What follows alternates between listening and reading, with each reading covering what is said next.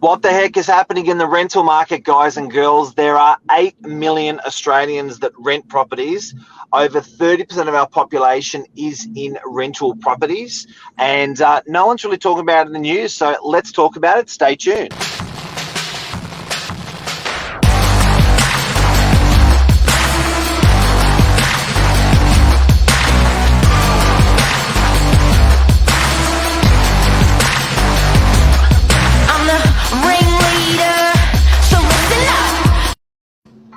Good morning, everyone. Welcome to Morning Minute, episode 417. The rental market. It is, especially for principals, it's probably the most important thing in real estate. It probably a lot more people are doing stuff in relation to rental than sales, but it almost feels like the orphan child that no one speaks to, talks about. A lot of all the data is always about the sale market, all the media is about the sale market, and no one's ever talking about what's happening in rental. There, as you said before, what was it? 8 million tenants, which means 8 million. 8 million. So it's a big number, huge number. 30% of households. You know, it's a massive number, and it's so important to our thriving economy.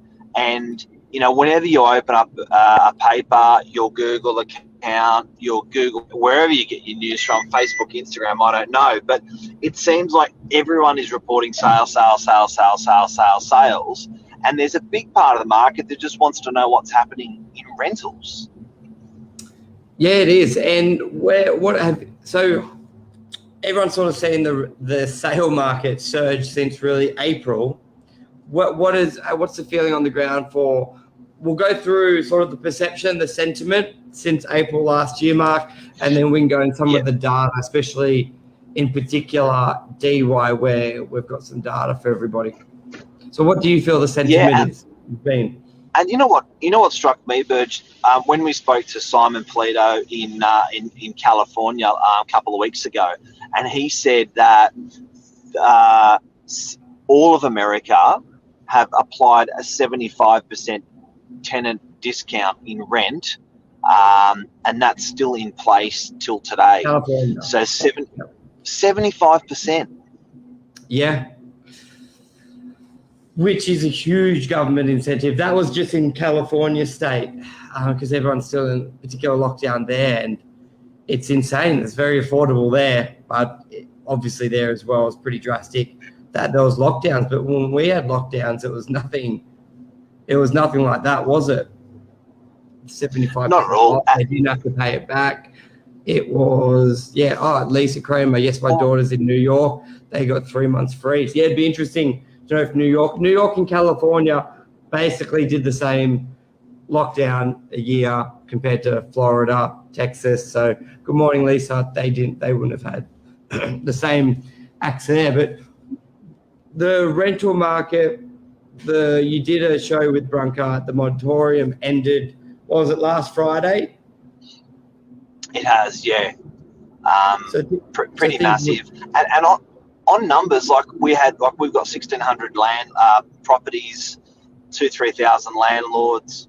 I guess you could say there's 2,000-3,000 tenants in there. And from that, we had people on payment plans, probably about 40 odd people. I think it was 36 or something like that. They're on payment plans, you know, through that first half. So I think in Australia, our rental market really performed well, especially when we look at, you know, other countries like America. I think it's a credit to our system and our government and stuff like that. We did good. Yeah, it definitely wasn't like shit hit the fan. Yes, there would be a lot of people who it did personally, but we're talking more of a holistic scale.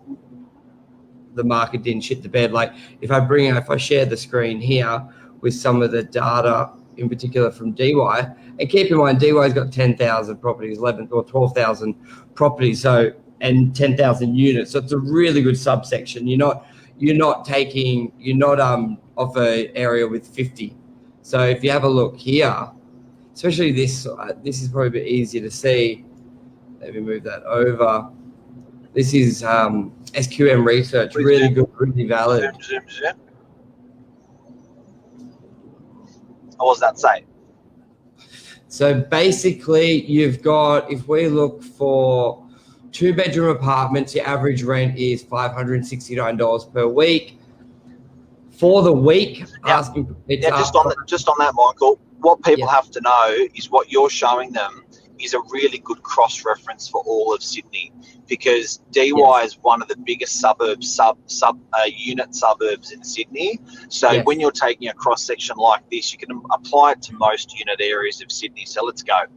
Yes. So change previous week, 5%. I love this website because it gives you weekly. With RP data, it can be 6 weeks behind with settlements. So the rolling month is down 0.8%. For the quarter, down 2%.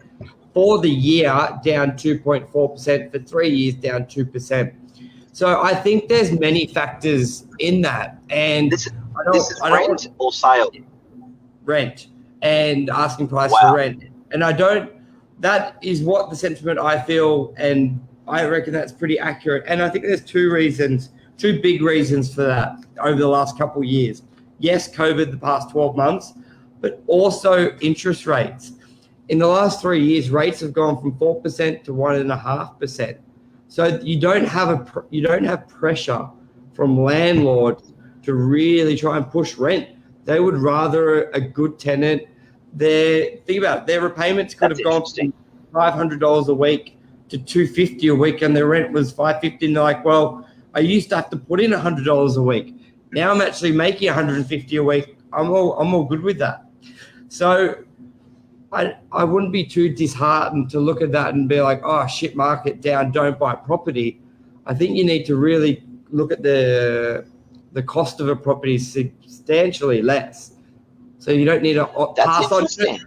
This goes to when you hear politicians go, raise taxes for the big corporations, and it's like, well, the corporations aren't going to pay it. They're going to lower prices for their employees and increase prices for the consumers buying it. We're here right now, our taxes or the rates have been dramatically lower, so no one's on passing it. But if rates go back up, you'll start to see rents go up.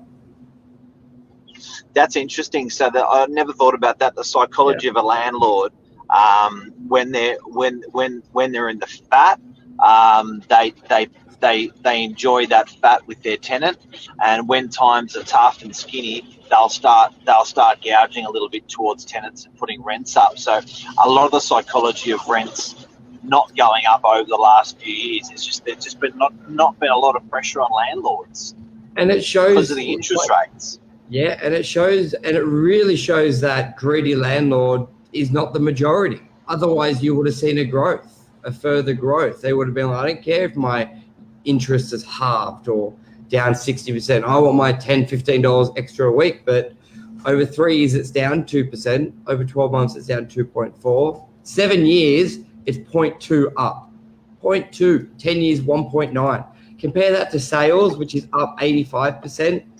It's a total different shake-up. It's different, yeah. And you know how important our rental market is to Australians? It's housing a third of Australians. It's housing 8 million people, as we mentioned at the beginning of the show. But, you know, that's a lot of homes, and a lot of people opt not to purchase because they are moving around. So that sometimes with work, they may not be staying in a particular suburb for 5 or 10 or years or their life. So renting suits them. It also sometimes is the better it's proven to be even the better investment if people actually consistently save it towards stock. So I don't like to admit it, but if you looked over the last 50 years at stock versus property, stock's the better performer if you're well behaved. But most people find it's much easier to be well behaved financially when you're owning a property, bricks and mortar. But it is a really, really big segment. It should be congratulated. It should be celebrated, much like at the moment the sales market is being celebrated with people that own property. I think that even people that are tenants in properties should be pretty proud that that their biggest cost It's proven that their biggest cost over the last 2 or 3 years, where it used to go up consistently, has not gone up consistently. That's something to celebrate. It's a big we've done a few shows on not living where you own and renting. It really shows, because think of it this way: if rents haven't really gone up in 10 years, think of the property's doubled. So you can now rent double the value of a property for half the price. So there's now a big gap. I think before it wouldn't have been too different. Going, if you can afford $1,000 a week, there wasn't a difference in, okay, well, if I buy a 2-bedroom unit, my mortgage is $1,000 a week. It's pretty similar. But now you could probably rent a $2 million property that you couldn't afford to buy for $1,000 a week. So you can probably actually live it up a bit more. Buy the property you can afford. Well, you said that yesterday in St. Leonard's. You said that. Yeah. So it's good to see the data sort of backs me up. Yeah, so we went through a property for sale in St. Leonard's that was a $2 million property, and it was rented for $850 a week. And I said to Michael, mate, imagine buying something like this. And he said, stuff that. I'd rather rent something like this and buy in an area that's better performed. And I was like, you know what? For $850 a week, this is an incredible home. Yeah. It is like the most high end of high end of high end. Like the views to the harbour were just incredible. So it feeds that, doesn't it? It was insane. And I was like, I remember I sold a property for $900,000 and rented it in DY for $850. I'm like, why would I buy that for $2 million? Like, and I said the person who would buy that, they're older, they're flush with cash, they're not looking at it like that. They want to own where they live. Like, I get that's a super strong principle, and it's good for some people. But for some people, they don't have the luxury to do that. They got to be a bit smarter with their money. You got to put their pride to the side. I think that's what it is. The pride of owning. Like, why would you own something where you could buy something else and make double? Like, it's just pride. So, and I was like, it's that emotion, hey, because it is. Don't forget as a tenant, taxes and rates, you don't get a lot of. So if you're buying a property to live in, you're going to get stamp duty. If you're buying a property for investment, a house, for instance, you're going to get land tax, unit even. If you're going to get strata, you're going to have to pay water, you're going to have to pay council. As a tenant, you actually avoid all of those costs year on year. And the property you do own as your investment, you can claim so much stuff on it. So you don't get hit with the bills, and you've got the deductions, and your cash flow is better because you're renting a property for less than what a mortgage would be. So I think especially in this day and age where a lot of people are doing 90% loans, they really need to look at stuff.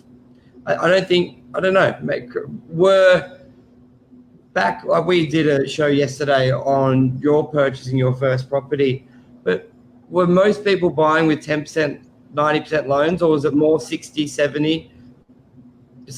In the olden days? In the 95, late 90s, maybe back to 100. Still 10%. Yeah, okay.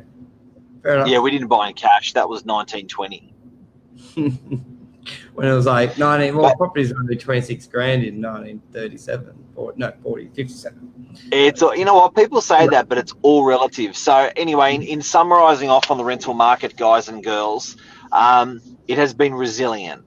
It is still very affordable and more affordable. Something before we go out, units have been stable the last 5 years in a suburb like DY.